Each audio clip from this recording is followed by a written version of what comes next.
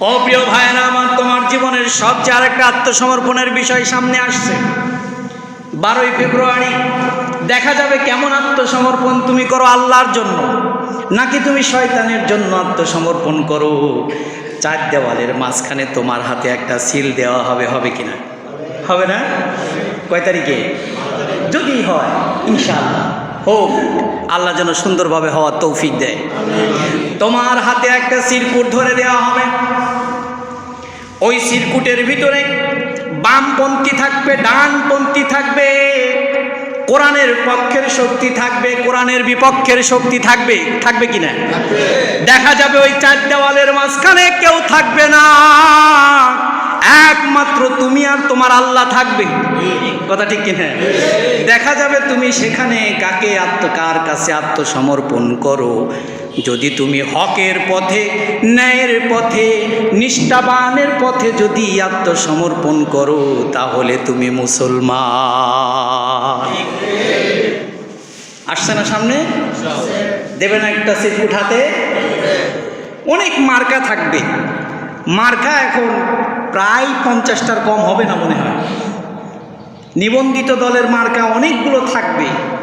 এই 49টা দলের ভিতরে 49টা দলের মার্কা থাকবে বামপন্থীদের মার্কা। কোনপন্থী মার্কা? আর একটা মার্কা থাকবে ন্যায়ের মার্কা, ইনসাফের মার্কা। তোমার হাতে ধরে দেওয়া হবে আর বলা হবে, ইকরা কিতাবাকা কাফা বিনাফসিকা লিয়াউমা আলাইকা হাসিবা।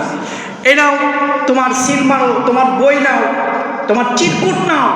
4 দেওয়ালের মাঝখানে তুমি থাকবা না, 4 দেওয়ালের মাঝখানে কেউ থাকবে না, তুমি থাকবে তোমার আল্লাহ। কথা ঠিক না? দেখা যাবে কেমন আত্মসমর্পণ করতে পারে ইনশাআল্লাহ। আল্লাহ কবুল করুক।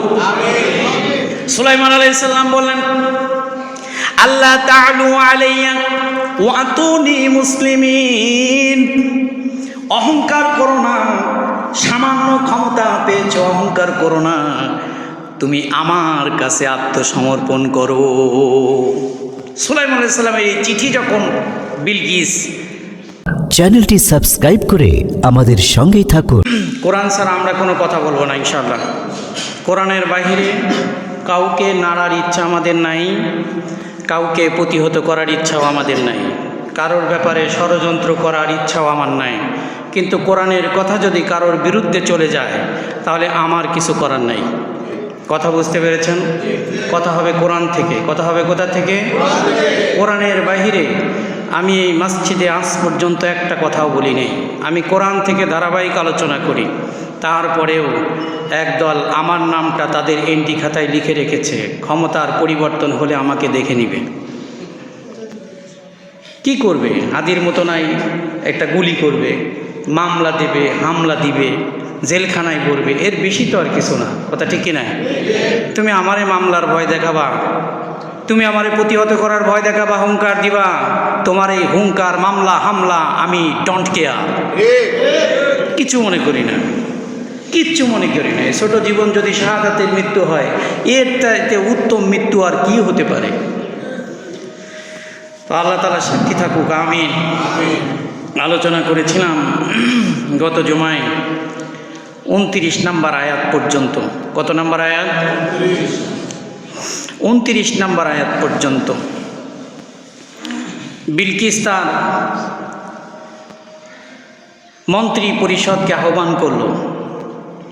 সংকটকালে সরকার বিপদে পড়ে গেলে দফায় দফায় ক্যাবিনেট সদস্যদের নিয়ে পরামর্শ করে, সভা করে, করে কিনা? দেখেন না, বিগত দিনে যখন কঠিন পরিস্থিতির শিকার হয়েছিল, সকালে মিটিং করে, দুপুরে মিটিং করে, বিকেলে মিটিং করে, খালি মিটিংয়ের পরে মিটিং। তো বিলকিস তার এই রাজত্ব হারিয়ে যাওয়ার ভয়ে সে তার মন্ত্রী পরিষদকে ডাক দিল। ডাক দিয়ে বলছে যে, তোমরা শোনো, ক্বালাত ইয়া আইয়ুহাল মালাউ ইন্নী উলকিয়া ইলাইয়া কিতাবুন কারীম। যে আমার মন্ত্রী পরিষদ, আমার কাছে একটা সম্মানিত কিতাব এসেছে, চিঠি এসেছে। মন্ত্রী পরিষদের কাছে চিঠির বিষয়বস্তু কি? চিঠির বিষয়বস্তু খুব ছোট্ট কথা, 2টা আয়াতের ভিতরে। চিঠির কথাগুলো বেশি বড় ছিল না, সুলাইমান আলাইহিস সালাম চিঠি লিখেছিলেন মাত্র 2 লাইনের, কিন্তু এই 2 লাইনের কথার ভিতরে ছিল অনেক বড় বৃহৎ গবেষণামূলক বক্তব্য। কি বলেছিলেন? আল্লাহ তা'আলু আলাইয়া ওয়াতুনি মুসলিমিন, যে শোনো, আগে কিতাবের শুরুতেই ছিল ইন্নাহু মিন সুলাইমানা ওয়া ইন্নাহু বিসমিল্লাহির রহমানির রহিম, যে নিশ্চয়ই এই কিতাবটা আমি যে হুদহুদ পাখির মাধ্যমে দিয়েছি এটা আমার পক্ষ থেকে, সুলাইমানের পক্ষ থেকে।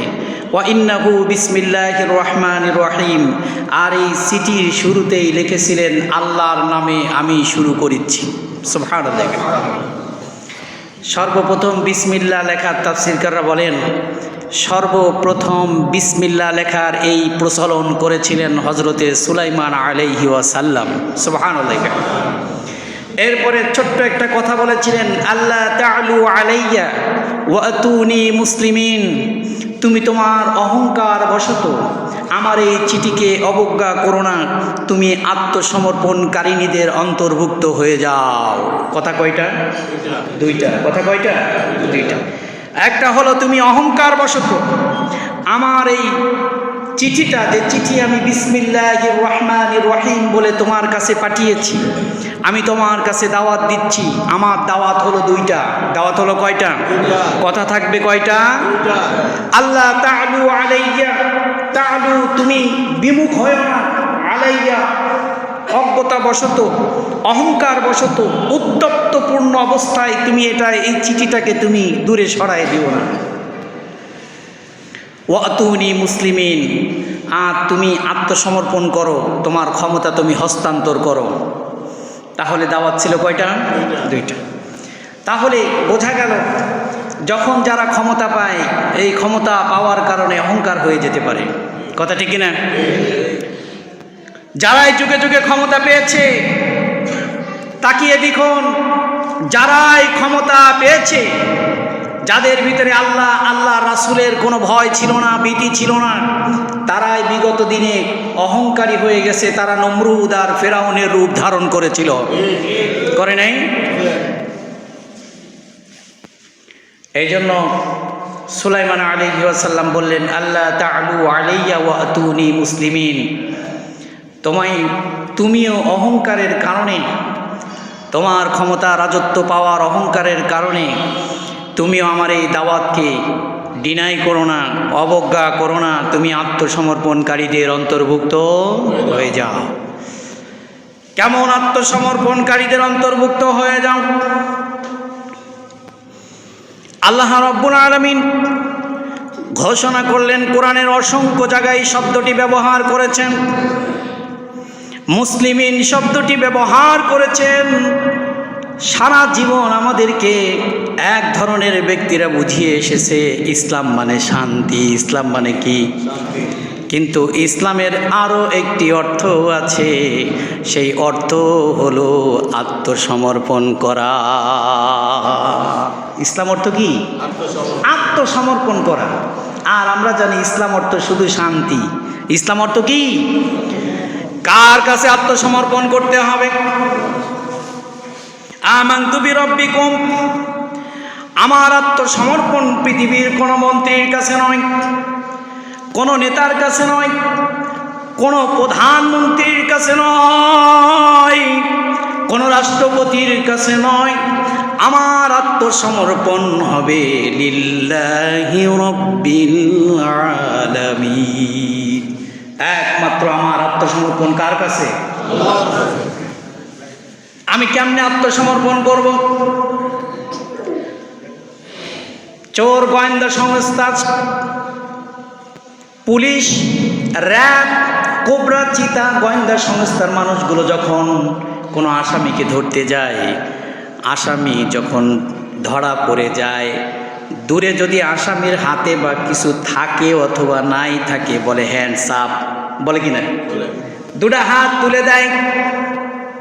প্রিয় ভাইরা আমার শুনে রাখুন, আসামি যেমন আইনের কাছে হাত তুলে আত্মসমর্পণ করে, বান্দা তার জীবনের যত চাওয়া আছে, যত পাওয়া আছে, যত হক আছে, ন্যায় নীতি আছে, সব কিছু মানার জন্য আল্লাহর কাছে আত্মসমর্পণ করে দিবে।